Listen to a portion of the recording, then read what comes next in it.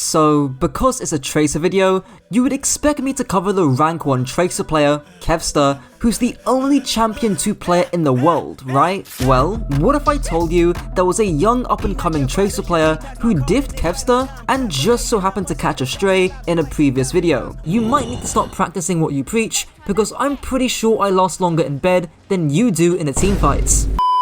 Enter Time, a fellow content creator who's peaked to rank 4 and unlike Kevster, actually has a personality. Everyone loves an underdog story, so let's see how Time not only beats Kevster, but Quartz, also featuring pro players Kai and Dread, all of whom are playing on alt accounts. Right off the bat, we need to take note of the compositional differences here. Time's team is running a Kiri Ana Widow backline, whereas Kevster's team are running the Brig Ana Sojourn. The first and most important difference is the lack of sustain from Time's backline. In other words, Time went onto Kevster's backline and Kevster went onto Time's backline, then Kevster's team would win because the Brig provides so much more sustain. This tells Time that his job is to mark the enemy dive heroes, in this case the Ball and Tracer, in order to prevent them from reaching his Ana Widow backline. For clarity, marking is just a term taken from football, where you basically just follow a player around. So, Time's goal is to mark Kevster and or the Ball. Simple, but not easy.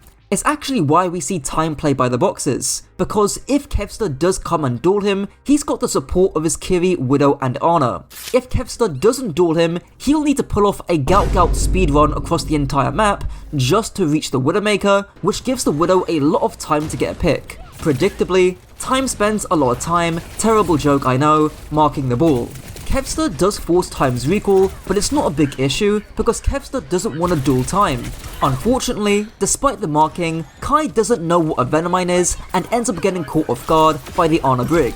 Kai, if you're watching, you can bend over teams harder than I get bent over on Grinder, yet you can't press one button? Come on. Coming back to the point, and Time somehow manages to stall out the point until he gets the nano boost from his Ana. This allows him to actually go on the backline for once, landing the stick on the Brig.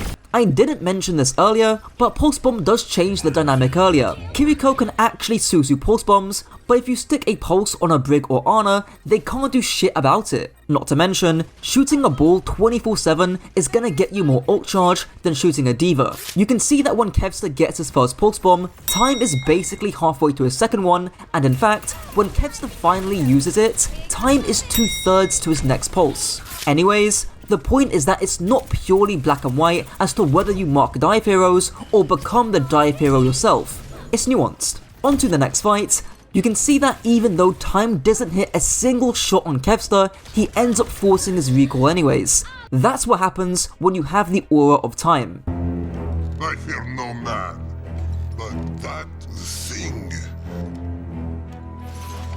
it scares me. He continues to sit on the ball, but unfortunately, because Time's Kiriko doesn't seem too keen on helping to mark Kevster or even helping his own Ana, his team end up losing this fight.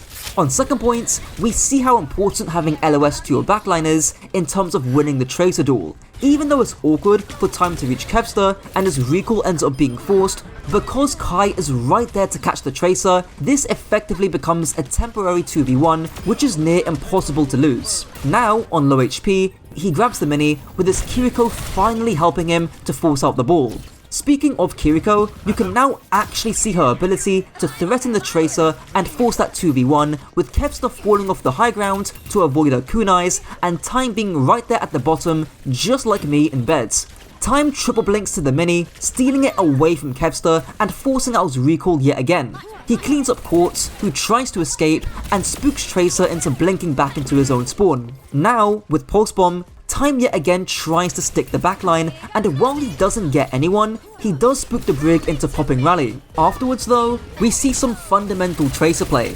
Not only does he end up killing the Ball, but he ends up taking on Kevster too. While he does use his blinks quite liberally, considering he blinks behind Kevster to force out his recall, and considering his D.Va is also with him, this play is pretty reasonable. Now having the recall advantage, he pushes Kevster to keep the pressure on him, catching him off guard once again, winning that duel. So we've seen how Time has basically utilized every person on his team to try and beat Kevster. But what about the actual 1v1? This is where it comes down to pure micro. where trigger discipline, blink management, cover usage, movement, reload timings, and tracking all need to be on point. So who comes out on top, Kevster or Time? Well, considering this video is about Time, you should know where this is going. Time starts by forcing carts, which initiates the duel. Considering the Brig packs Kevster, this stacks the odds even more against Time, who's forced to triple blink back to the mini.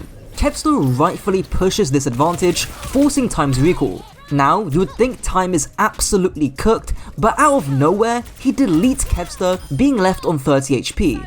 This might seem like luck, but there's one important factor out of all of these that makes this possible: blink management. Notice that when Time picks up the mini, he has about 3/4 of a blink left. At the exact same time, Kevster has 1 full blink, so he's got a slight blink advantage here. However, Kevster just throws that away here. He uses the extra blink to go for the melee, which just makes no sense considering Time isn't low enough for the melee to finish him off. Comparably, Time actually held onto his blinks, so when he exits recall, he's now 3/4 of a blink ahead. This slight advantage allows him to double blink away from Kevster, who's not afforded the same luxury. Also note the slight trigger discipline from Time too. When he exits recall, he initially shoots to the left of Kevster, but because he's got good trigger discipline, he stops shooting for a millisecond, readjusting his crosshair on Kevster and blasting him back to spawn. One thing that's very clear about Time's play, especially in that clip, was the lack of ego dueling. He's not wasting cooldowns or just trying to out-mechanic the enemy tracer. He's disciplined with his blinks, his gun, as well as his macro, and there isn't a fight where that's more evident than here. He begins by forcing out the ball as usual, and considering Kai gets nanoed, and considering he basically has pulse bomb, this is one of the few times where he can dive the backline. While Tread is busy zoning the Brig Honor, Time quickly forces out Kevster, following up on the Diva Bomb with a bomb of his own. This time, he sticks the Brig, no pun intended, and he cleans up both quartz on the Sojourn as well as the enemy Honor. Having gotten 3, he chooses to not ego duel Kevster and chooses to live for another day. From there on, he supports Aiden from high ground while taking aggro from both the enemy ball and tracer, allowing him to cap first. Just to put the cherry on top, let's take a look at a different game, still with Kevster, but also with pro player Wamone. On paper, it might seem that because Time is playing with a Juno Brig, whereas Kevster is playing with a squishier Honor Zen backline, Time should actually go for the Honor Zen where possible. However, that's not the full story. Time is also playing with a Widow Hazard, whereas Kevster is playing with a Genji Doomfist. Genji, Doom, and Tracer can nuke a Widowmaker single-handedly. A Juno Brig isn't gonna help much. To put it another way, in the prolonged fight, as long as the Widow is alive, Time's team should win, so his job is to still mark the Genji, Doom, and Tracer wherever he can. I mean, you can see for yourself, whenever Kai's uncontested, he gets pick after pick after pick.